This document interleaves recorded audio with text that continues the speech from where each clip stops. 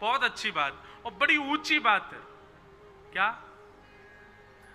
आपने जितनी भी तीर्थ यात्रा करी है, आपने जितने भी देवालयों में जाकर के प्रणाम किया, आपने जितने भी अनुष्ठान किए, जितने भी यज्ञ किए, इन सबसे ठाकुर जी प्रसन्न हैं कि नहीं, ये कैसे पता चले?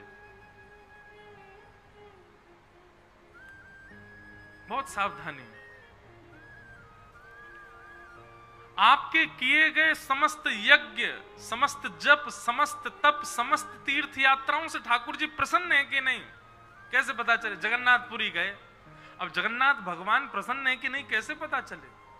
सावन के महीना में खूब व्रत रखे, महादेव प्रसन्न है कि नहीं कैसे पता चले? नवरात्रि में महाराज जल पी करके, दूध पी करके रह रहे हैं, पयोव्रत कर रहे हैं, देवी प्रसन्न है कि नहीं कैसे पता चले? तब यहां पर श्री सूत जी महाराज कहते हैं, अब देखो बहुत ध्यान से सुनना, सूत जी कहते हैं कि आपके द्वारा किए गए समस्त धर्म, अनुष्ठान, व्रत, नियम सबसे ठाकुर जी प्रसन्न है कि नहीं, इसको पता करना हो तो इसका एक ही तरीका है। बोले क्या? कि नोत्पादये दधिरतिम श्रम एवहि केवलम धर्म स्वनिष्ठितः पुंसाम विश्वक्सेन कथा सुयः। कहीं सत्संग चल रहा हो, कहीं प्रवचन हो रहा हो, कहीं कथा हो रही हो, वहां जाकर के बैठो और वहां आपका खूब मन लग रहा हो, खूब आनंद आ रहा हो, महाराज घड़ी देखते ही पता चले 7 बज गए, अरे इतनी जल्दी 7 बज गए, अरे अब तो कथा विश्राम हो जाएगी, कल तक की प्रतीक्षा करनी पड़ेगी, ऐसी भावना मन में आने लग जाए, मन में बार बार ये लगे कि अब कथा विश्राम क्यों हो रही है, ये 7 दिन की कथा थी, 2 दिन तो पूरे हो ही गए, अब तो केवल 5 ही दिन बचे हैं, अब तो 4 ही दिन बचे हैं, ओहो अब तो 1 ही दिन बचा है महाराज। ऐसी स्थिति, कथा के प्रति व्याकुलता का अनुभव होने लग जाए तो समझ जाओ आपकी तीर्थ यात्रा, व्रत, अनुष्ठान, यज्ञ, जो भी कुछ आपने किया सबसे ठाकुर जी प्रसन्न है, तभी कथा में रति हो रही है। कथा की रति इस बात का प्रमाण है। और यूं लग रही है 7 बज गए, अब क्या कर रहे हैं, कथा पूरी कर दें, अब जल्दी करें, चाय वाय पिए, बढ़िया, अभी तो वो भी होने वाली, भजन संध्या भी होने वाली रात में, उसमें भी बैठना पड़ेगा। ऐसी भावना यदि चित्त में आ रही है तो फिर अब जगन्नाथपुरी वगैरह जितनी आप गए थे वो सब कट्टस कर दो, सब फेल हो गए आपके, कोई आपके व्रत, अनुष्ठान, नियम कुछ स्वीकार नहीं किए ठाकुर जी ने। लेकिन कथा में ऐसी रुचि बढ़ रही है कि अब आनंद आ रहा है, सुख मिल रहा है, मन कर रहा है कि नहीं और सुने, और भाव आवे।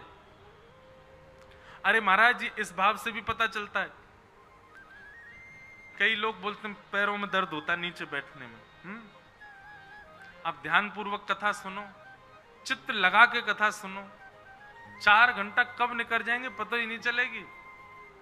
मन बुद्धि की स्थिति जहां होती है तन वैसी प्रक्रिया करता है। कई बार आप आनंद भरकर के जब कथा श्रवण करते हैं तो कई बार घंटों का नहीं पता चलता कि कितना समय निकल गया। और जिस समय ऐसी स्थिति कथा में होने लग जाए कि बस अब सुख मिल गया, आनंद आ गया, महाराज बस यही रस चाहिए, यही भाव चाहिए, यही सुख चाहिए, समझ जाओ बस ठाकुर जी प्रसन्न है। आपके द्वारा अर्पित की गई एक तुलसी भी ठाकुर जी स्वीकार करते हैं, तभी कथा में रुचि बढ़ रही है। आप कहोगे हमारी रुचि बढ़ाने के लिए जबरदस्ती बोल रहे हैं, महाराज जी नहीं, ठाकुर जी के जितने प्रिय हैं सबकी लिस्ट बनाओ, सबको कथा से प्रेम होगा ही होगा। प्रभु चरित्र सुनवे को रसिया, राम लखन सीता मन बसिया। प्रभु चरित्र सुनवे के रसिया कौन है? श्री हनुमान जी महाराज। रुक्मणी जी भगवान की पत्नी, श्रुत्वा गुणान भुवन सुंदर क्षणवताम ते। रुक्मणी जी अपने पत्र में कहती है मैंने आपको सुना है केवल, और जब से आपको सुना है तब से आपको अपना पति मान लिया है। कथा श्रवण के प्रति रुचि। ध्रुव जी महाराज, ध्रुव जी की स्तुति प्रारंभ होगी, ध्रुव जी महाराज क्या कहते हैं? भगवान से कहते हैं भक्ति मोह प्रवहताम त्वयि में प्रसंगो भूयाद अनंत महताम ममलाशयानाम ये नांज सौल वण मुरु व्यसनम भवाब्धिम निश्चय भवत गुण कथाम मृतपान मत्त। आपकी कथा सुनने का मैं व्यसनी हो जाऊं, नाथ ऐसी कृपा करो। प्रहलाद जी महाराज, भक्तिमती मीराबाई, गोस्वामी तुलसीदास, देवादिदेव महादेव शंकर भगवान, सबको कथा से प्रेम है।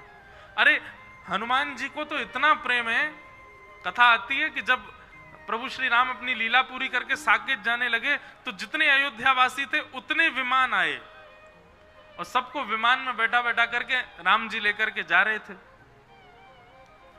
सब जब बैठ गए तब हनुमान जी राम जी के विमान से उतर करके प्रणाम करने लगे।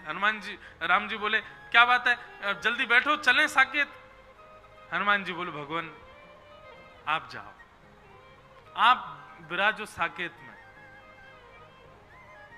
राम जी बोले आप तो हमारे बगैर एक क्षण नहीं रहते, एक क्षण भी हमारे दर्शन के बिना रह नहीं सकते, और अब हम साकेत जा रहे हैं तो आप कह रहे हो कि आप पृथ्वी पे ही रहोगे, क्यों? हनुमान जी महाराज कहते हैं, बोले भगवान साकेत में कथा होती है? राम जी बोले नहीं, कथा वहां होती है जहां हमारा प्रत्यक्ष दर्शन नहीं है।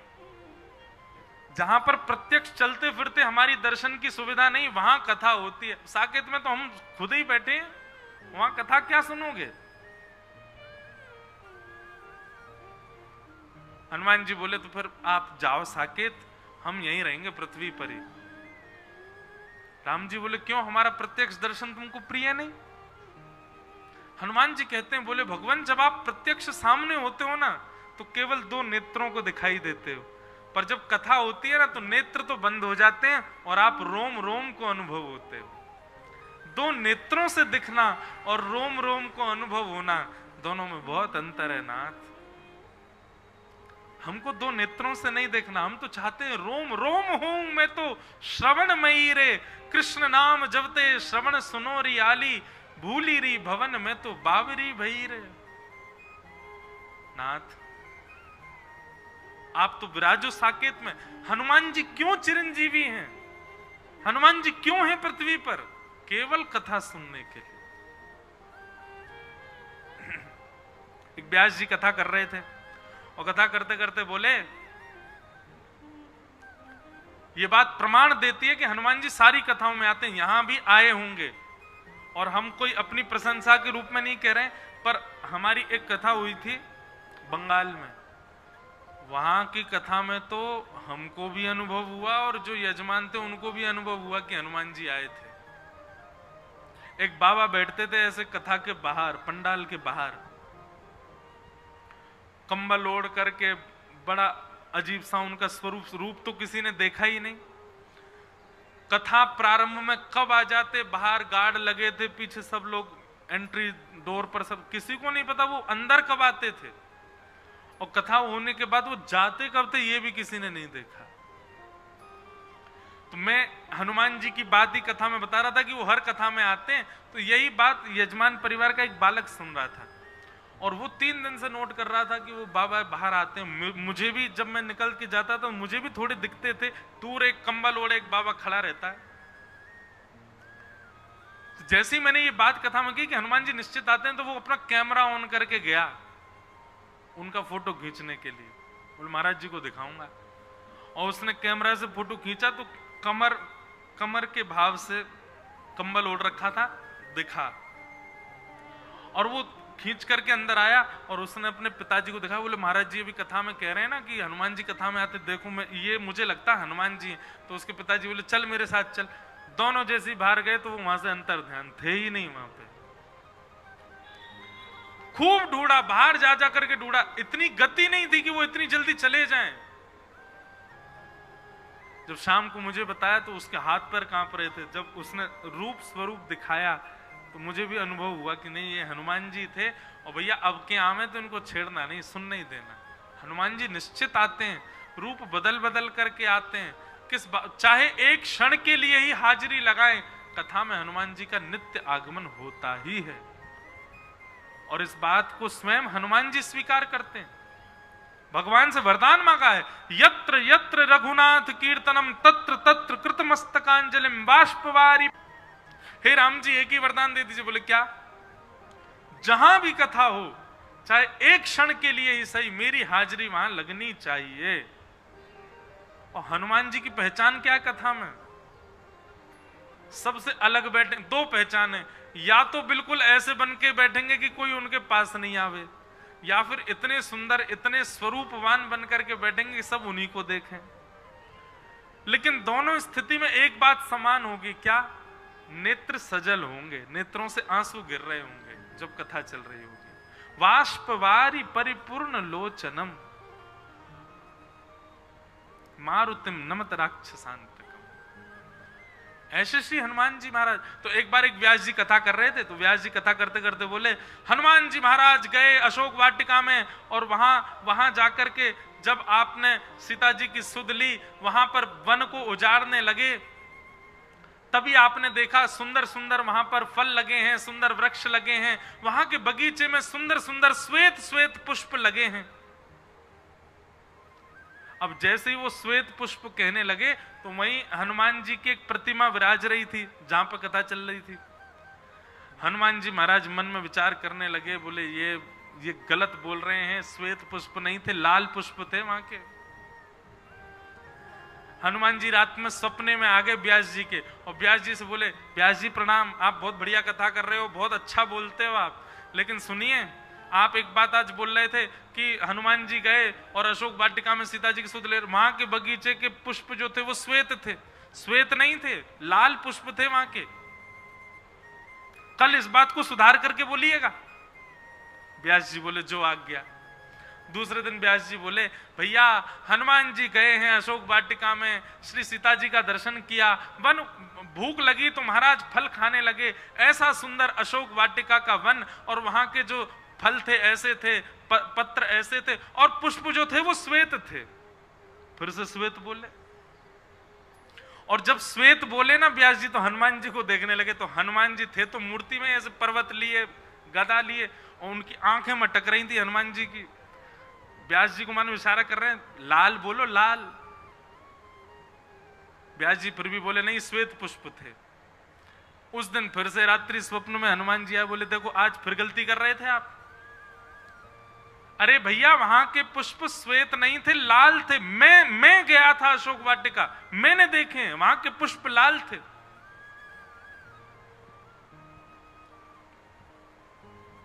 व्यास जी बोले, कल सुधार करेंगे। बोले ठीक है, कल कर देना पक्का। बोले हाँ करेंगे। तीसरे दिन फिर कथा शुरू हुई। तीसरे दिन कथा शुरू होती व्यास जी फिर बोले अशोक वाटिका हनुमान जी गए, ऐसा था वैसा था, और भैया वहां के बगीचा के पुष्प जो थे वो तो श्वेत थे। सोई हनुमान जी प्रकट हो गए सामने। नहीं मानोगे तुम। हनुमान जी जैसे प्रकट हुए, व्यास जी बोले, जल्दी जल्दी प्रणाम करो, हनुमान जी आए। सब श्रोता प्रणाम करे, जय हो हनुमान जी की। हनुमान जी बोले, प्रणाम बाद में, तुमको हम 2 बार से समझा रहे हैं स्वप्न में आके कि वहां के पुष्प लाल थे, तुम श्वेत क्यों बताते हो? व्यास जी बोले, सुनो, श्वेत ही थे पुष्प। हनुमान जी बोले, बड़े भाई तुम तो जो है जिद्दी हो। हम कह रहे हैं कि हम गए थे, हम वहां गए थे, हमने अपनी आंखों से देखा था, लाल पुष्प थे। व्यास जी बोले, नहीं, मैंने जो अपने गुरुजनों से सुना और मैंने जो पढ़ा उसके अनुसार तो वहां के पुष्प श्वेत ही थे। हनुमान जी बोले, गलत पढ़ा तुमने, गलत बताया तुम्हारे गुरुजी ने, हम स्वयं कह रहे हैं लाल पुष्प थे। बोले, आप अगर कह रहे हो लाल पुष्प थे, सिद्ध करके दिखाओ। हनुमान जी बोले, कैसे सिद्ध करें? बोले, आपके अलावा और जो था अशोक वाटिका में उसको लेके आओ। हनुमान जी महाराज बोले, रुक तू यहीं पे, अभी आता हूं मैं, तेरी ब्याज दक्षिणा में ही दूंगा।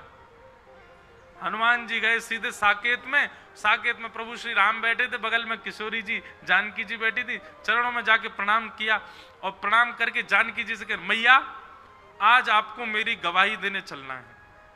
वो क्या हो गया? बोले, एक व्यास है, 2 दिन से समझा रहा हूं उसको, गलत बोलता है। वो बोलता है श्वेत पुष्प थे, श्वेत पुष्प थे।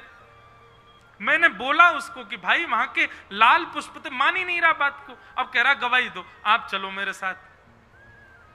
सीता जी बोली, हम चली तो चलेंगे, पर हम अकेली तो नहीं जाती। राम जी बोले, कोई बात नहीं, हम भी चलेंगे। राम जी तैयार हुए तो भरत जी बोले, हमको काय को छोड़ के जा रहे, हमको भी ले चलो। लक्ष्मण जी बोले, रुको रुको, चमर तो मैं ही डोराऊंगा, मैं भी चल रहा हूं। पूरा राम दरबार कथा में प्रकट हो गया। राम जी, सीता जी, लक्ष्मण जी, भरत जी, शत्रुघ्न सब प्रकट हो गए। व्यास जी के तो नेत्र सजल हो गए। सब श्रोताओं से बोले हमारी कथा का फल मिला, आज ठाकुर जी प्रकट भय। भैया सब प्रणाम करो, सब श्रोता प्रणाम करें, दंडवत करें। हनुमान जी के प्रणाम बाद में होगी, पहले हमारी बात रखो। मैया ये अपनी कथा में यूं कहते हैं कि पुष्प वाटिका के जो अशोक वाटिका के जो पुष्प थे वो श्वेत थे, जबकि मैं वहां आया था, मैंने अपनी आंखों से देखे थे कि वे लाल पुष्प थे। आप इनको समझाइए।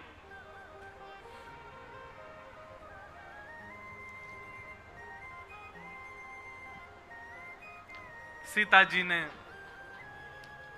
तुरंत व्यास जी की ओर देखा, हनुमान जी के सिर पर वरद हस्त फेरते हुए बोले कि हे हनुमंत लाल, ये व्यास जी झूठ नहीं बोल रहे हैं। अशोक वाटिका के जो पुष्प थे वो श्वेत ही थे। अब जैसी जानकी मैया बोली, हनुमान जी तो महाराज, बोले आप तो पक्ष ले रही हो, राम जी आप बोलिए ना। बोले नहीं नहीं, जानकी जी ठीक बोल रही हैं, वहां के पुष्प जो थे वो श्वेत ही थे। बोले आप लोग रुको, मैं अभी विभीषण को लेके आ रहा हूं लंका से, वो बताएगा यहाँ पे आके। सीता जी ने कहा नहीं नहीं, इतना करने की जरूरत नहीं है, ये सही कह रहे हैं, वहां के पुष्प श्वेत ही थे। हनुमान जी बोले मैं नहीं भूल सकता हूं, वहां के रक्त वर्ण के थे, लाल लाल पुष्प थे। सीता जी बोली नहीं, वहां के पुष्प श्वेत थे, लेकिन हनुमान जी हमारी स्थिति देख करके, अशोक वाटिका की स्थिति देख करके आपको इतना क्रोध आया था कि आपका चेहरा ताम्र वर्ण का हो गया था, नेत्र ताम्र वर्ण के हो गए थे, जिसके कारण आपको सारी श्वेत वस्तुओं में रक्त की आकृति दिखाई दे रही थी। पुष्प तो श्वेत ही थे, पर क्रोध के कारण आपको रक्त वर्ण के लाल लाल दिख रहे थे। ये व्यास जी सही कह रहे हैं, आप गलत बोल रहे हो। हनुमान जी महाराज के नेत्र सजल हो गए, चरणों में प्रणाम किया, व्यास जी को दंडवत किया। बोले क्षमा कीजिए, हमने आपकी कथा के ऊपर प्रश्न चिन्ह उठाया। बोले बढ़िया प्रश्न चिन्ह उठाया, आपके प्रश्न चिन्ह से इतने सब पदार्थ हो गए, हमारी कथा सफल हो गई। लेकिन हनुमान जी बोले आपका भी सुदृढ़ता, अपनी बात पर अड़े ही रहे, चाहे राम दरबार आ जाए फिर भी अपनी बात पर अड़े रहे। तब से हनुमान जी की इतनी श्रद्धा है कथा के प्रति, व्यासों के प्रति और भावों के प्रति, कि हनुमान जी कभी दोष बुद्धि लेकर के कथा में आते ही नहीं है। हनुमान जी आते, चाहे कैसा भी वक्ता हो, कुछ भी कह रहा है। आजकल तो सब जगह मिलावट है, सब जगह हर तरीके के वक्ता भी हैं। हनुमान जी सब जगह जाते हैं, वो ये नहीं सुनते कौन क्या कह रहा। अरे एक बार राम तो बोल रहे हैं मुख से, एक बार कृष्ण तो बोल रहे हैं, वही बहुत है, वही उनके जीवन का सार तत्व है। तो भैया कथा में रुचि होना, कथा में मन लगना, कथा में प्रेम बढ़ना एक प्रकार का भगवान की प्रसन्नता का प्रतिफल है।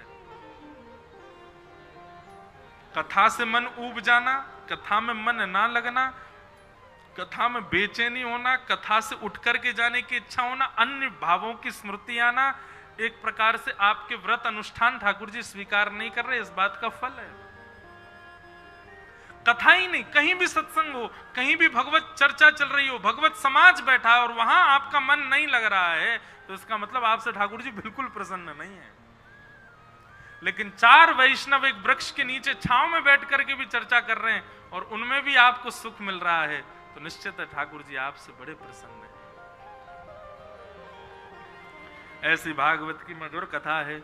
अब सूत जी महाराज और भी कई प्रसंग यहाँ पर आगे वर्णन कर रहे हैं। भगवान के अवतारों का वर्णन किया, भागवत जी की रचना का वर्णन किया। क्योंकि वेद व्यास जी ने भागवत की रचना, वेद व्यास जी अनेक पुराण लिख चुके थे, लेकिन उनके मन को शांति नहीं थी। तब नारद जी ने आकर के कहा कि आपने पुराण तो अनेक लिखे, पर कहीं भी प्रेम प्रधान ग्रंथ नहीं लिखा, इसलिए कृपा करके अब ठाकुर जी के प्रेम स्वरूप का वर्णन करो। तब उन्होंने भगवान के प्रेम स्वरूप के वर्णन के भाव से श्रीमद् भागवत जी की रचना की। इसका विस्तार हम कल सुनाएंगे, कैसे की भागवत जी की रचना, प्रेम विस्तार कैसे किया, प्रेम भाव कैसे किया। कल से जय जयकार होए, पूछ री के लौठा की हुप हुप प्यारे, क्या बात है वंशी वारे, शाबाश। आप सब लोगन को खूब खूब जय श्री कृष्ण, जय सिया राम, जय सिया राम। जय श्रीमन नारायण।